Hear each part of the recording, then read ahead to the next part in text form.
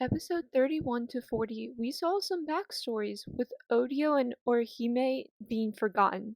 Ichigo is still bleeding from being thrown into a building. Her Naruto is impressed Ichigo is still standing because Ichigo looks like he's about to pass out. Renji is mad at Ichigo for causing Rukia all this trouble and its harsh words, but all true. Rukia would still have her powers if not for Ichigo.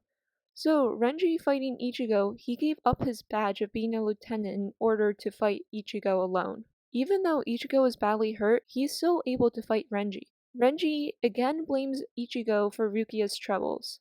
Ichigo might be making this fight last longer, so Renji's attack will max out and he can have a shot of winning. Renji tells Ichigo he had a good strategy on waiting for his max attacks to stop, but it didn't work because Renji still had strength after his 3 attacks. During this time, a strong spirit energy is released and everyone in the Soul Society feels it and runs towards the White Tower.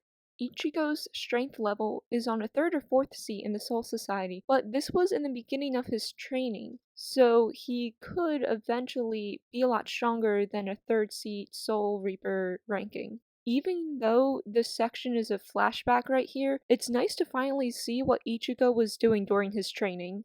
Ichigo then during the fight for Renji ends up getting stronger and smart about his fight and ends up winning. Ichigo is able to break Renji's Zanpakuto.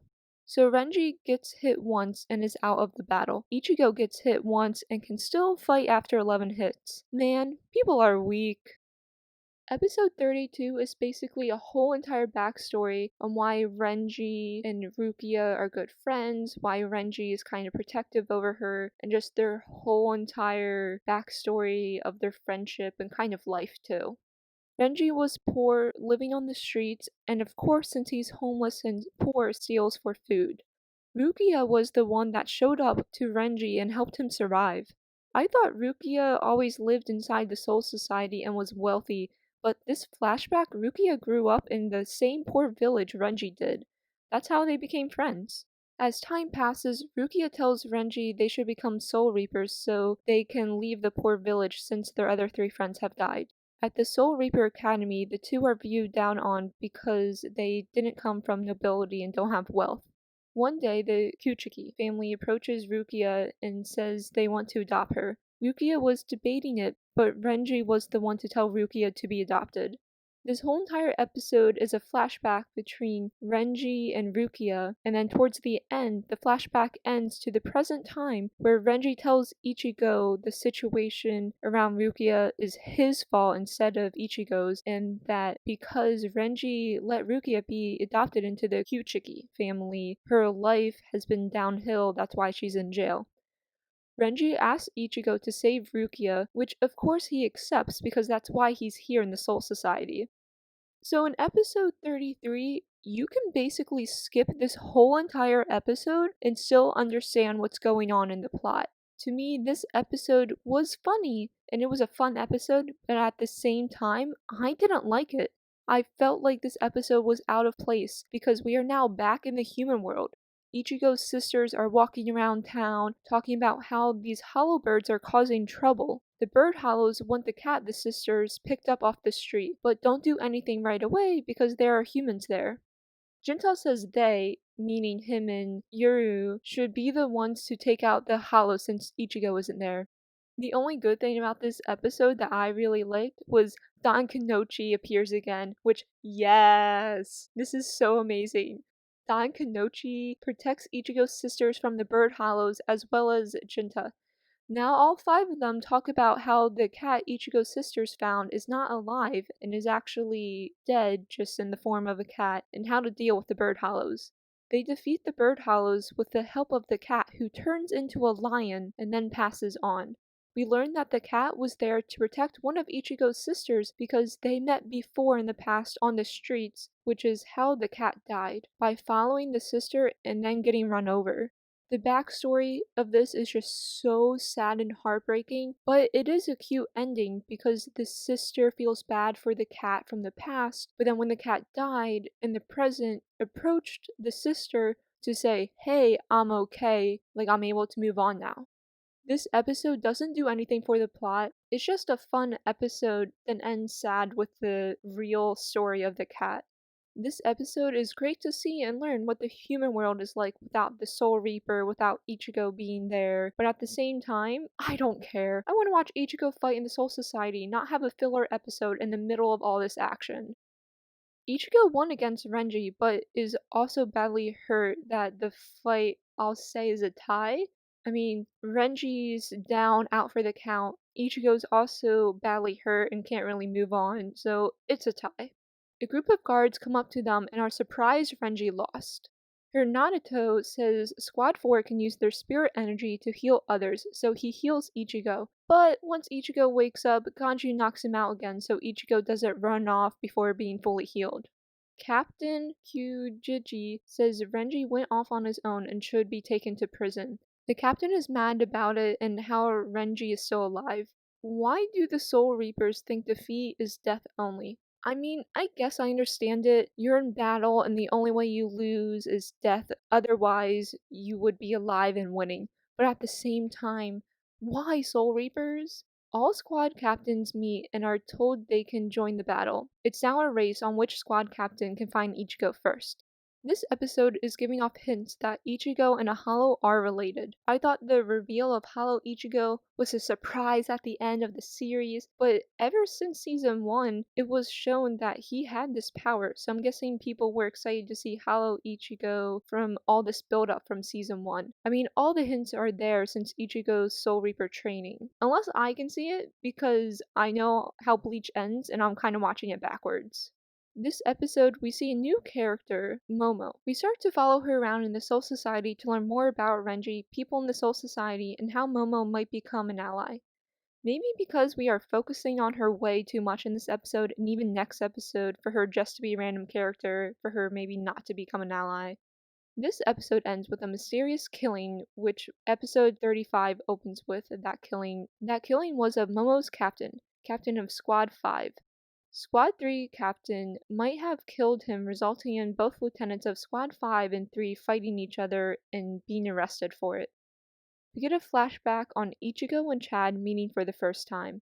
Chad, in the present now, is hiding in the Soul Society, and a group of guards are about to find him. Chad prepares to fight, which he wins the fight, and finds out that Rukia is being held at the White Tower. Chad knows Ichigo is probably already there, or is about to be there any second now, so he goes off running to the White Tower.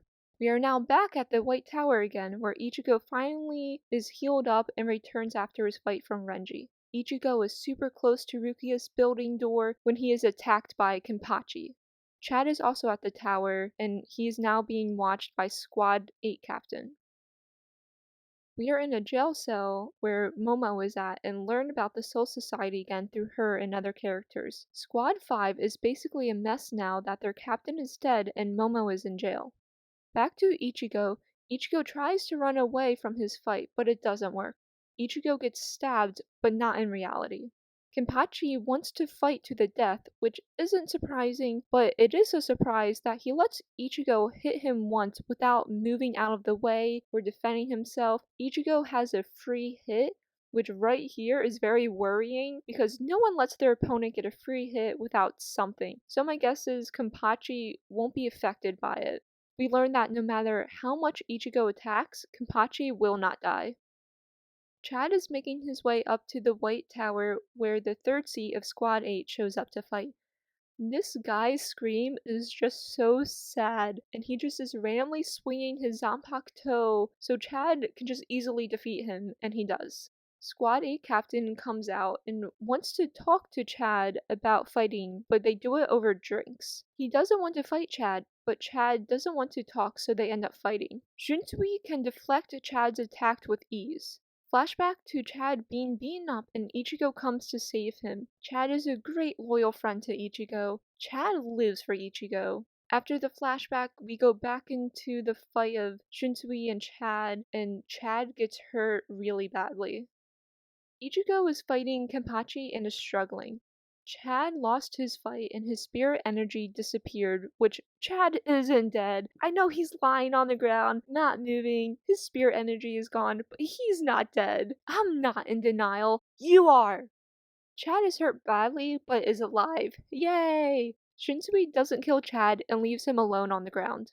Ichigo notices Chad's spirit energy disappears, but then slowly comes back, so Ichigo was sad about it, but now he at least knows Chad is alive, and it gives him more of a reason to fight, not only for Rukia, but for Chad now. Ichigo was able to scratch Kenpachi. This means Ichigo has a chance of winning. Oh my god, Kenpachi wears bells and an eye patch to handicap himself. Who handicaps themselves like that? Like, what? Kenpachi was able to pierce through Ichigo's Zanpakuto and broke it. Ichigo is dying, and his Zanpakuto comes to talk to Ichigo to help him stand back up. Ichigo is transformed into his own mind, and his Zanpakuto tells him to get stronger he must defeat this other inner world version of himself. Ichigo must win against himself to get his real Zanpakuto back, and of course Ichigo wins against this inner world version of himself. This was a lesson for Ichigo to trust his Zanpakuto, and he needs to start understanding Zangetsu more. In the real world outside of Ichigo's mind, Ichigo is no longer dying and is able to scratch Kenpachi a few times. Kenpachi is happy Ichigo has suddenly gotten stronger because he can't die and now someone might be able to almost kill him. He is so happy that he takes off his eye patch so he can use 100% of his powers, so he's no longer at a handicap. Zangatsu tells Ichigo Kenpachi doesn't listen to his Zanpakuto, so Ichigo has a really good shot of winning. But the fight ends with Ichigo on the ground and Kenpachi standing, and this is how the episode ends, with a "to be continued." Bleach, can you just stop doing that, please? Like, I get it, each episode is to be continued, but like, why a cliffhanger every single episode? That's like, urgh. I'm surprised Ichigo lost because he is the main character, but I guess he has to have low points as well in life like everyone else. Kenpachi falls down now as well, and the fight is a draw since they are both lying on the ground about to die. Kenpachi's lieutenant takes him away to heal him and leaves Ichigo behind. Yoruichi comes to Ichigo's aid and helps heal him. We get a backstory on Kenpachi and his lieutenant. Now, moving on to Ganju and Naruto trying to climb the tower. They make it up and into the cell Rukia is being held in. Plot twist! Rukia was the Soul Reaper who killed Ganju's brother, and Ganju doesn't want to help anymore. They were so close in rescuing Rukia and getting her out, but now there's a holdup which will cost them, and it does. Hyakua appears and fights Ganju. Bleach episode 31 to 40, we had one filler episode which was nice, but I didn't like where they put it in the middle of the action. It would have been better if they put it after the Soul Reaper journey and them rescuing Rukia, or even done it right before they left for the Soul Society. I mean, just putting it right in the middle of all the fighting, I did not like, and just I don't know, just kind of a waste of an episode. I feel like I would have enjoyed it more if it was placed somewhere else in the series, probably. I mean, I still liked it. Like, Don Kanochi, he's just super hilarious and funny, but I feel like I would have been more appreciated of it if it was placed somewhere else. Also, these past 10 episodes, we don't know what Odio or Orihime are doing, which was great at first because I wanted to know what Ichigo's fights would be like, how they would play out, and I was happy to see them reach Rukia. But if they're going to put a filler episode in that draws away from the attention from Ichigo's fight, then at least put Odio and Orihime in because they are still in the Still Society, like they haven't disappeared. I mean, we saw Ichigo mainly, saw a lot of backstories. We also saw Chad towards the end of these 10 episodes. So where are Odio and Orihime?